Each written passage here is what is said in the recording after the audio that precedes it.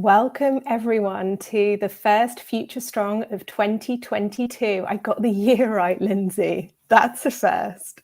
We're on episode 28 and we are so delighted to have Lindsay's close friend and incredible author, Laurie, with us today. So we'll let her introduce herself shortly. For any of you who haven't listened to Future Strong before, and we know we have quite the following now, so welcome back, those of you that have. My name's Nikki Garchea, and I'm the co-founder of Capfinity. Set the business up 16 years ago, and we specialize in everything to do with Gen Z recruitment and development. And because of that, we have great ties with Lindsay Pollock, who is a wonderful friend of the Capfinity family and a personal friend of mine. Lindsay, how's 22 going for you?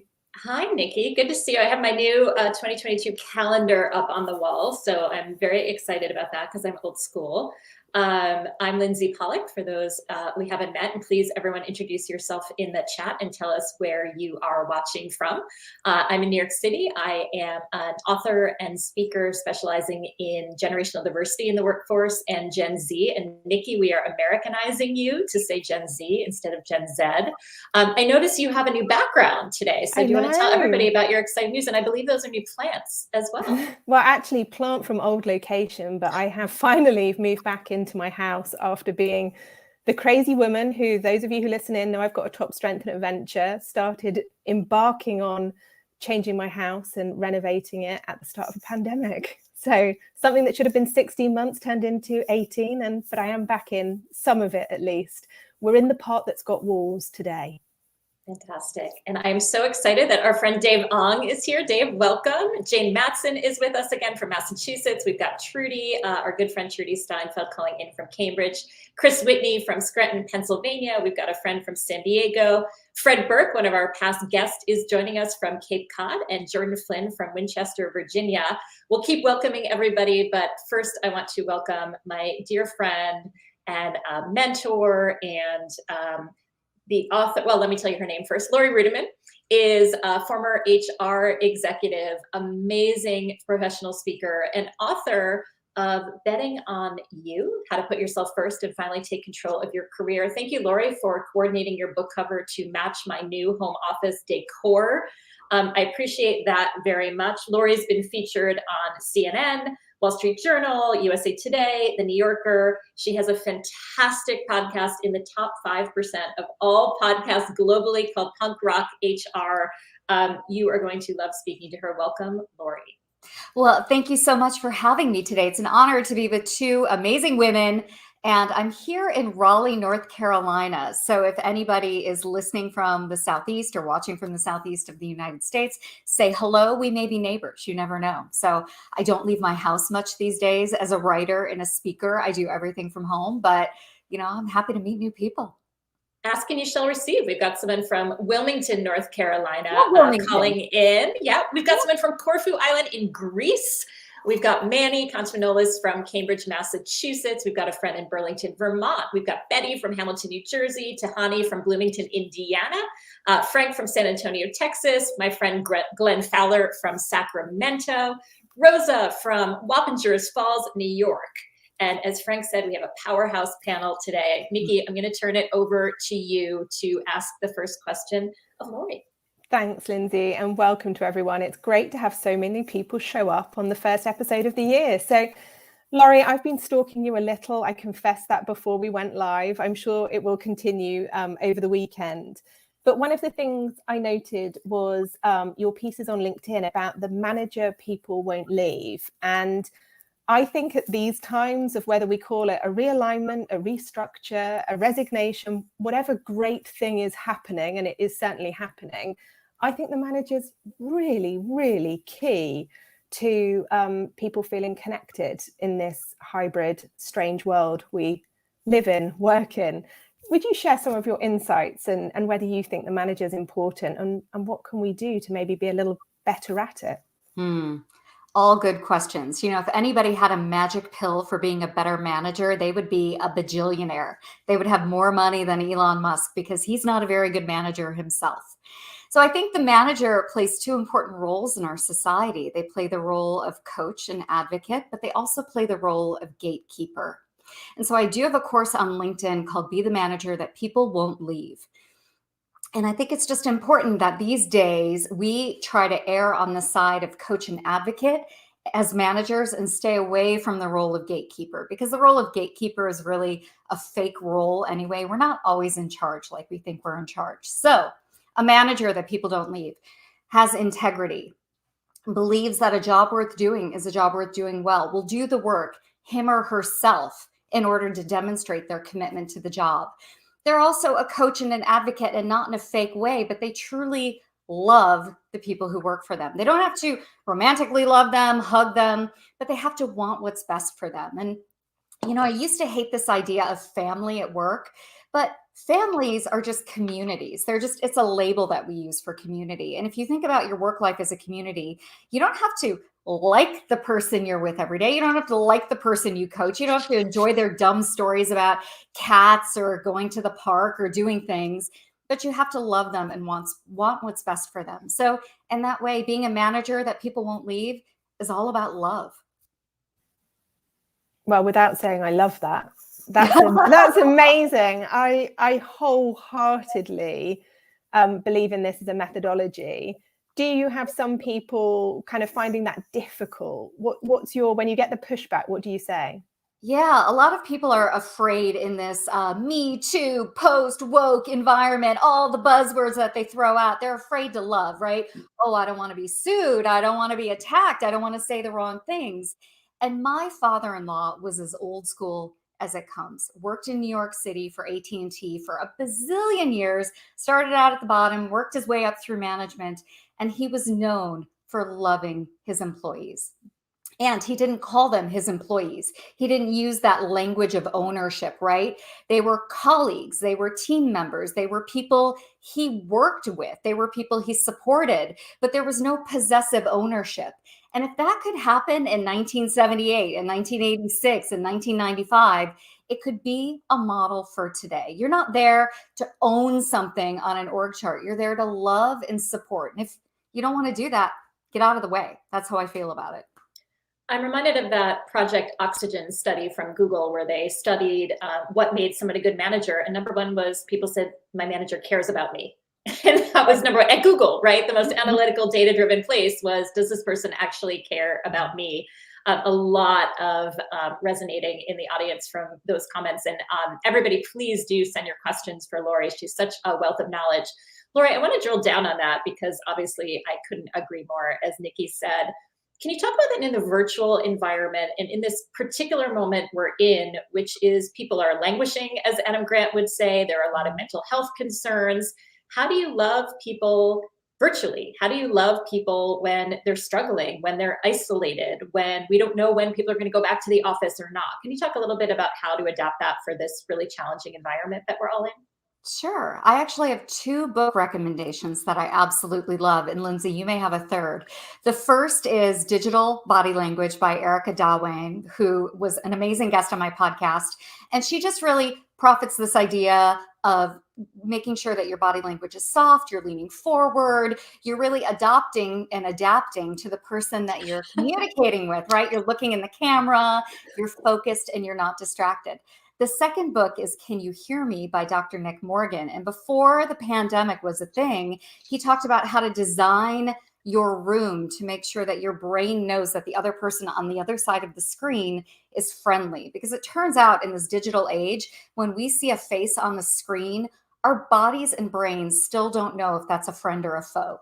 It takes us a while to figure it out. So adding plants, adding some distance, softening your facial muscles, all of those things can tell the person on the other side of the screen, I care about you. So Digital Body Language and Can You Hear Me are 2 book recommendations. But Lindsay, I learned from you something brilliant that Erica Keswin says about how to know whether or not someone's doing okay. And as a manager, how to ask about it. So can you tell that story? Do you know what I'm talking about? I think I do. Erica Keswin is a former guest on our show as well. Check out that episode on YouTube.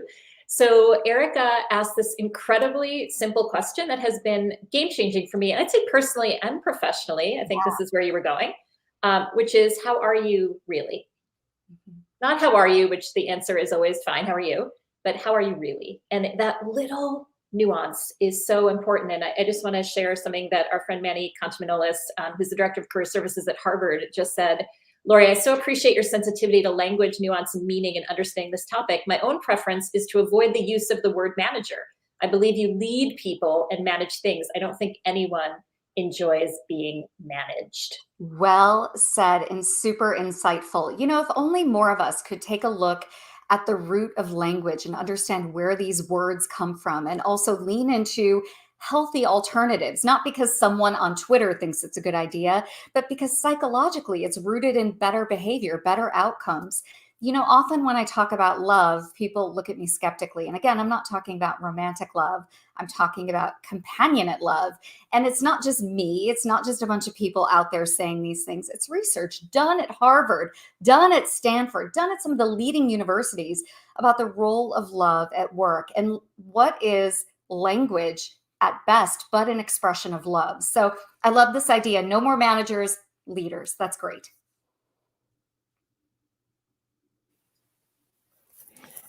I don't know where to go from this. We were kind of like, we've got these profound things happening before us. Right. So when it comes to where we are thinking about, naturally, we're obviously goal setting. I'm going through with my wonderful team, some of which who I do love are listening in and on comments. We're setting scorecards. We're looking at this year. When you think about betting on you, are there things that as a manager I can do to encourage the people that I'm leading, Manny, to work on, to excel at, that might be slightly different to what I would do normally? Yeah. When you're in a position of leadership and you're leading people who are early career, mid-career, or late career, I believe there are 4 areas that you should really help them focus on for both personal and professional goals. The first is self-leadership, which is the art and science of individual accountability.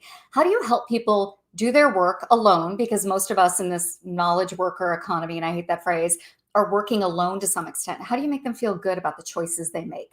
So really leaning into self-leadership, individual accountability.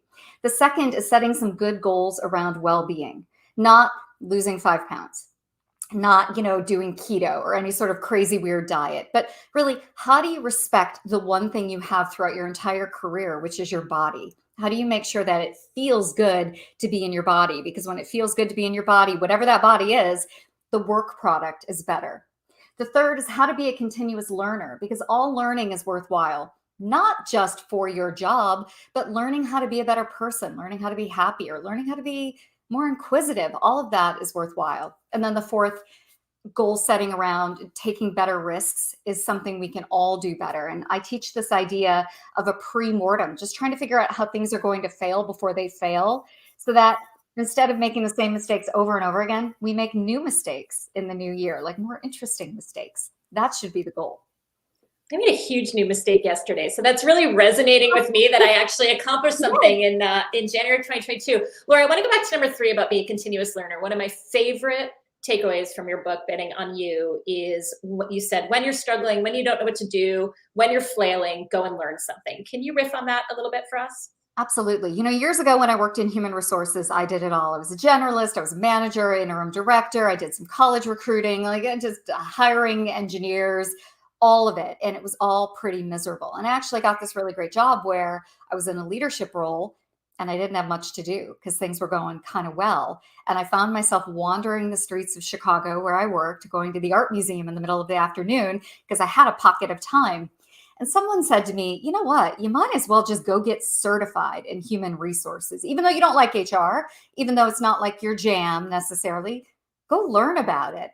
And learning was the key. When you're learning, you are on fire. So in my book, I suggest that if you're flailing at work, the answer is not just to quit, to jump into this pool of resignations, right? The answer is to go on a 30-day learning journey and just learn something new. It could be how to smoke a brisket, right? A lot of people like to do that kind of stuff. They're like, how do I do that? Well, why not take the next month and figure it out? It's winter here in North America. Go learn how to ice skate. Like there are a million. I had a wonderful camera that I don't know how to use that's sitting right next to me. And my upcoming 30-day learning journey is to learn how to use my beautiful Canon camera. So I feel I'm not in a slump right now, but I feel if it's good enough for when you're just kicking around, it's good enough for when you're in a slump. And this is a time-proven, time-tested strategy to re-engaging, not just at work, but in life. So go learn something new. I love it. There's a question in the audience about to go a little deeper on the pre-mortem concept. Well, where to start? All right. So the pre-mortem is a lovely old Stoic idea. It's like Seneca. It's like Aristotle. It's like these old white guys, right, from back in the day. And they wanted to figure out how to lose less often.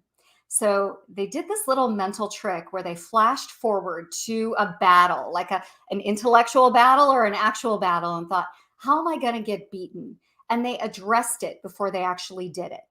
Now, in the modern world, a professor by the name of Gary Klein has taught this technique to IBM, to Cisco, to NASA, to companies that build bridges. How do you, in your project planning strategies, figure out how you're going to fail so that you can avoid it and just take that off of the table? And it turns out if you do this little exercise before you do anything, you just try to predict failure, you improve your chances of success by over 30%. It is a significant competitive advantage. So now, after the Space Shuttle Challenger went up and did not come back down in 1986, NASA bakes in a pre-mortem and actively asks people to think, how is this thing going to blow up? How are we going to kill people? This is an active, vibrant question. It is cynical and it is depressing, but it doesn't have to be for you. So if you're looking to find a new job, you can ask yourself, how am I going to fail? And set a timer for 60 seconds. Just keep a container around it, right? And write down all the silly, fun, irreverent ways you may fail. Like maybe you're not a good interviewer. Maybe you don't make great eye contact. Or maybe you sweat too much. Like these could be silly things. Write it all down. The good, the bad, the ugly that gets in the way of your success. And when the timer goes up, stop. Take a look at that list. And if you can tick things off that list and address them before you do the thing you're going to do, you're giving yourself a 30% greater chance of success. I mean, it is a phenomenal competitive advantage. And that container of just 1 minute means you're not going in a death spiral. The pre-mortem, ta-da. We can just clip that one thing and share it. It's amazing.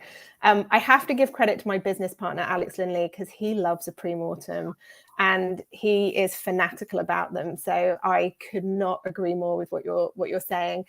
I want to go back to the bit that you mentioned about well-being, because I'm a massive fan of maybe a holistic scorecard for people where they can talk about things that they want to do in relation to well-being.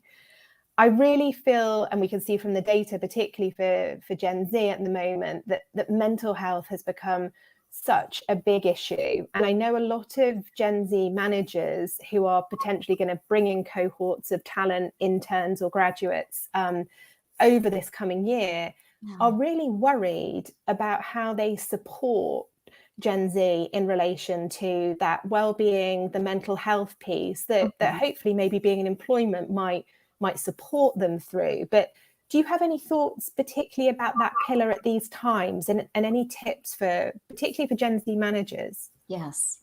Well, leaders are not therapists. They can love, they can support, they can coach, but they're not therapists.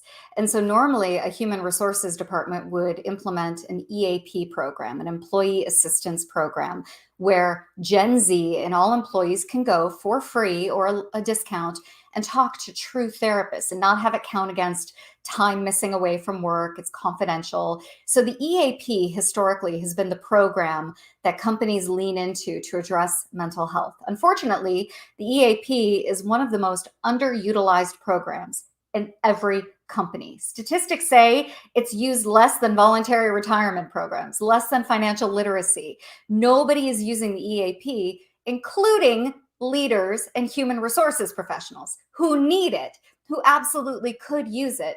So my challenge for managers, for leaders, for HR teams is to be the good you want to see in the world. We are all undergoing a mental health crisis right now.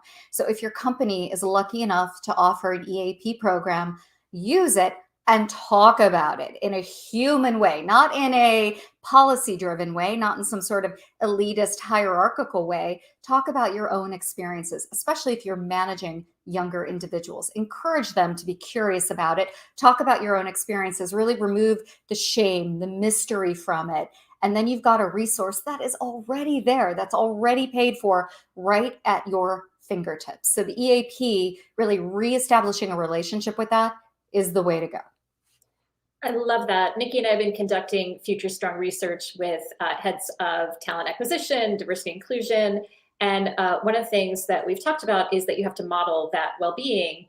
And one company talked about how the leaders were talking about, well-being is so important, please take the time. And they were sending emails at 2 o'clock in the morning, and that was not modeling the behavior. Another company contrasted with that, the CEO was chair of the well-being committee, right? So that's walking the walk. So I have therapy later today. I'll just put that out there, for all of you watching, that I'm certainly trying to walk the walk when it comes to mental health. I want to read some of the amazing comments from the crowd. There's so much love for the pre-mortem. Glenn Fowler is a fan. We've got Dr. Frank Gonzalez. I schedule pre-mortem time for projects with my teams. It creates a lot of new ideas. You can tell them, if you had all the time and money in the world or without barriers, what would this look like? Our colleague Latoya Hodge at Capfinity, tiny little guardrails is a phenomenal approach. And Chris Whitney, don't fear the naysaying, invite it. It's a game changer when you actively ask for critique or become the devil's advocate.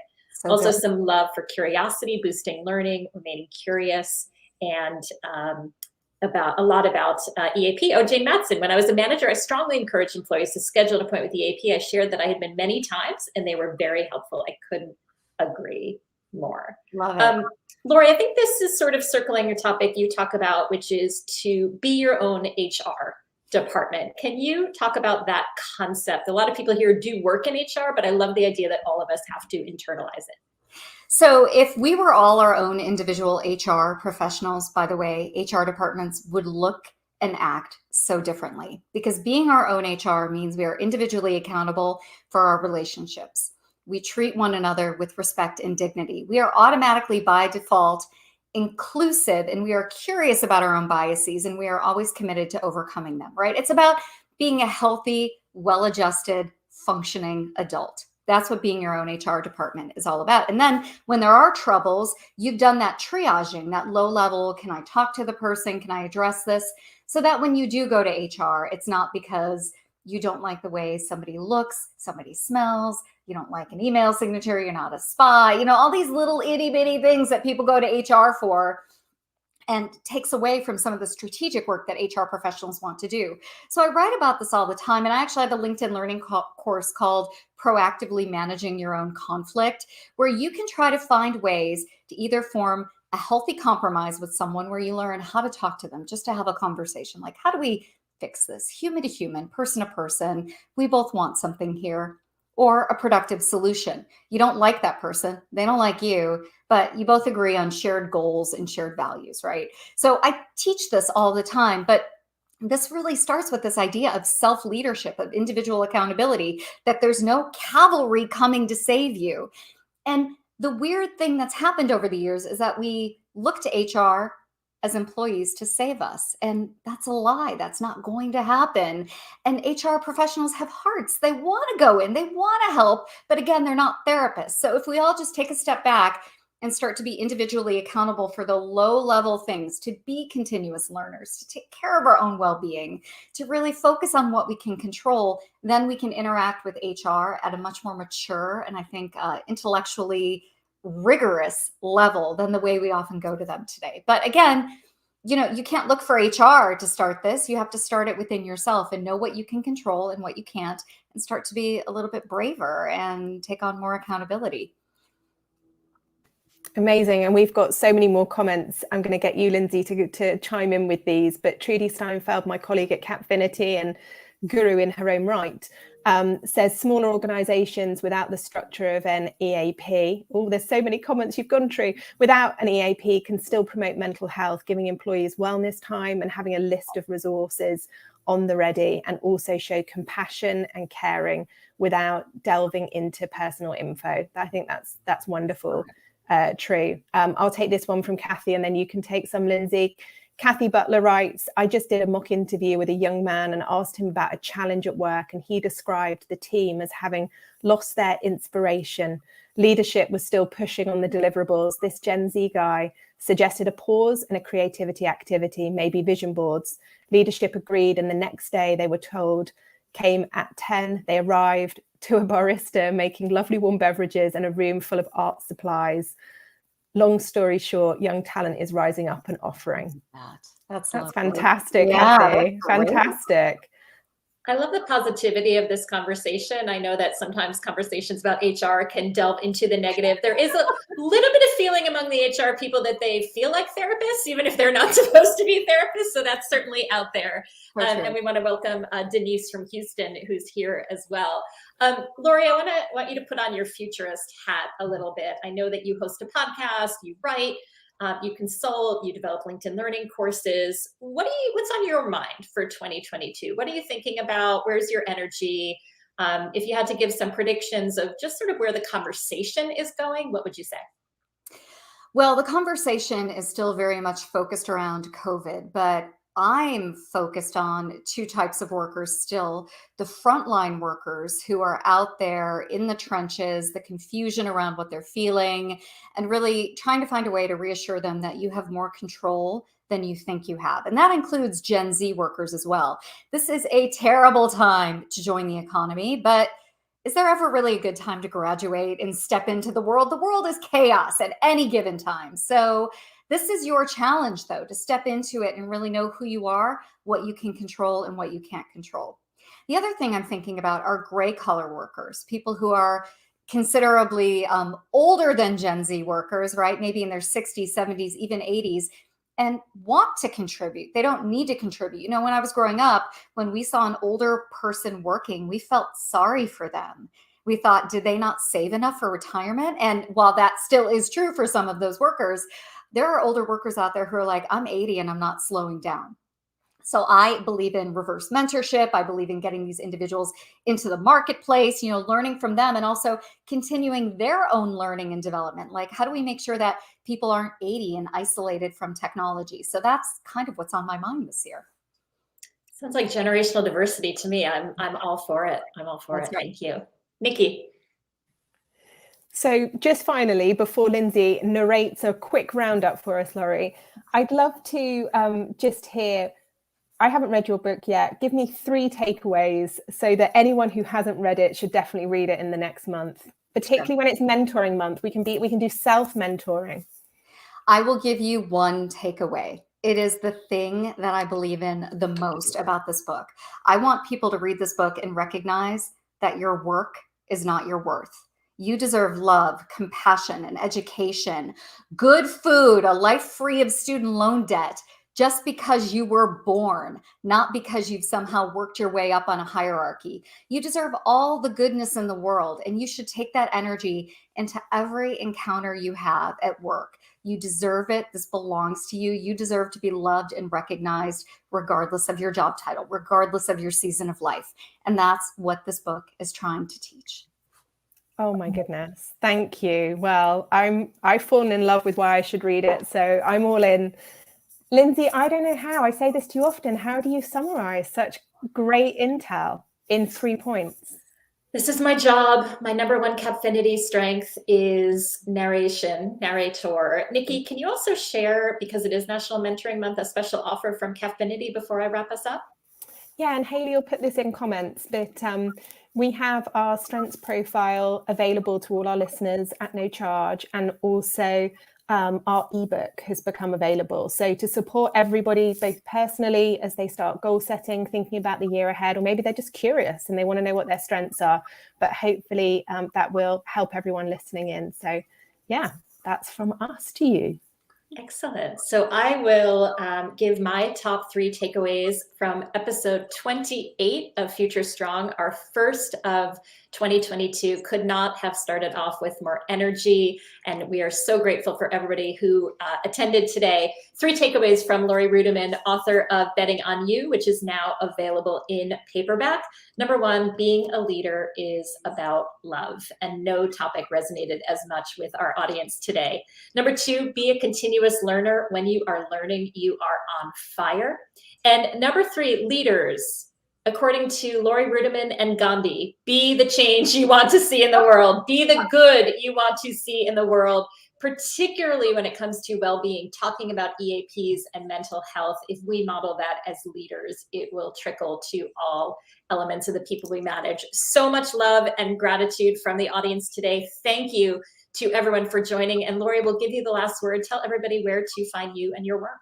Sure. You can head on over to punkrockhr.com or Google my name. Nobody can spell it, but some variation of it. And you can find me. And I just want to wish all of you out there the best for 22. Stay safe, stay healthy, and say hi to me on LinkedIn. Thank you so much, Laurie. Such an amazing episode to kick off 2022. And if this has sparked your interest into our episode 29, we have a British author, Alex Levy, who's going to talk to us about well-being and particularly how we can support Gen Z at these times in 2022. So thank you so much, Laurie. Everyone listening, I hope you have great weekends. Stay safe, and we'll see you in 2 weeks' time.